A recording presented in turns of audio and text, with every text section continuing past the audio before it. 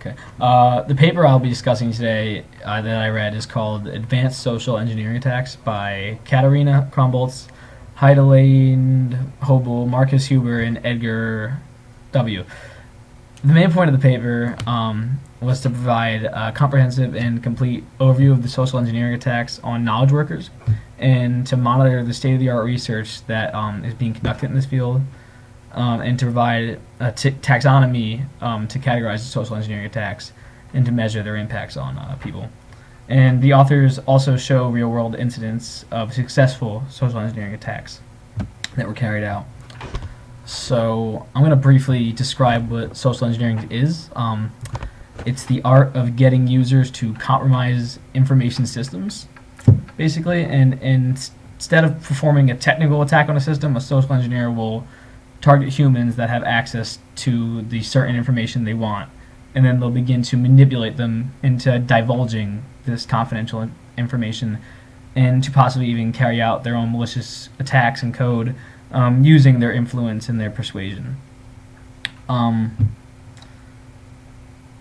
And technical protection measures are usually not very effective against these attacks since they're being conducted against people. It's a hacker just gaining your trust and then manipulating you into divulging information you probably shouldn't have or wouldn't have if you knew what you were doing.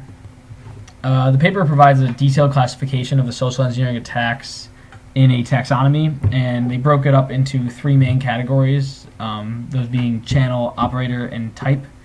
So I'll start with the operators. You have software, which is automated and run by software, online usually.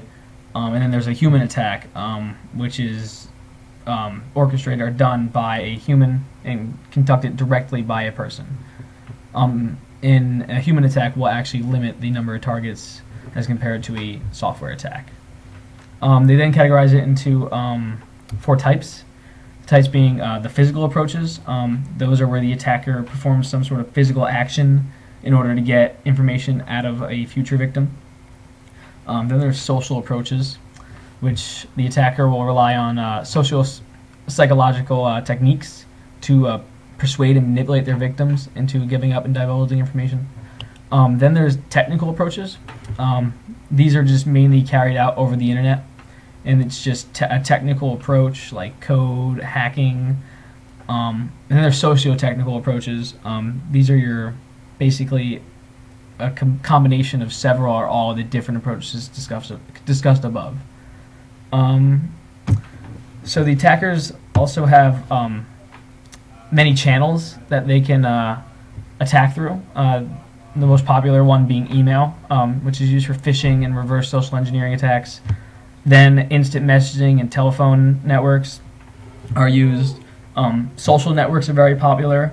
Cloud services can be used to gain a situational awareness of a collaboration scenario, and attackers could possibly place a file into your directory and then make a victim hand that information over to their boss, which could cause the server and the whole network to be compromised.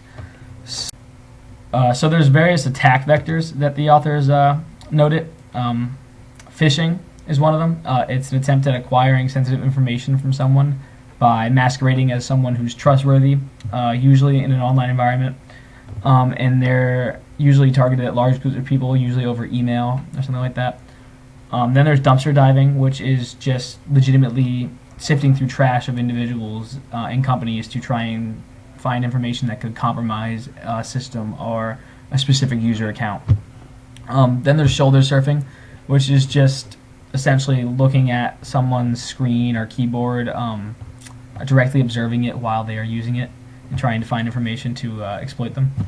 Then there's reverse social engineering, which is where the attackers would create a situation in which the victim would require help, and then they would present themselves as the help for the problem that they actually created. Then there's waterholing, which is a targeted attack where the attackers will actually compromise a website that's likely to be of interest to the person they want to attack, and then when they visit the website, they will be compromised and lose their information.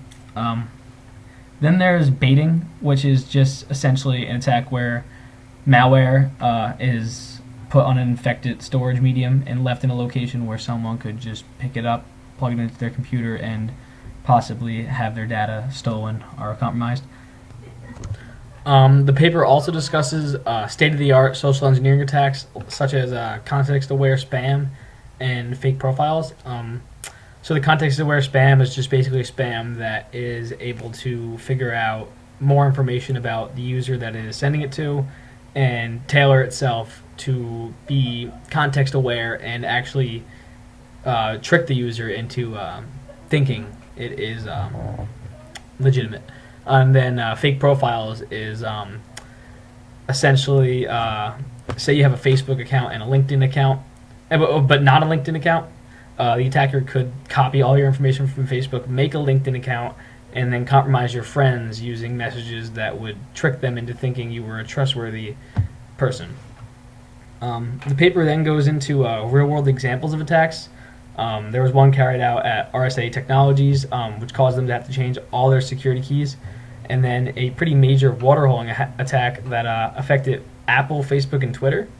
And basically, the attackers compromised a development site for iPhone dev SDKs, which is popular for iOS developers, and they modified it to exploit a Java vulnerability on devices that visited the site. So a number of Apple employees visited the site. Their machines got infected, which then affected all the machines at Apple's corporate networks.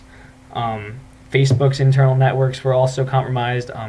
People who work for Twitter were compromised. But luckily, in both cases, it's assumed that no confidential data was stolen. But it just goes to show that these attacks are very powerful, and they can take on even big organizations like Apple, Facebook, Twitter, who we usually expect to have top-notch security. So it's nice to actually look into this and be able to read about it.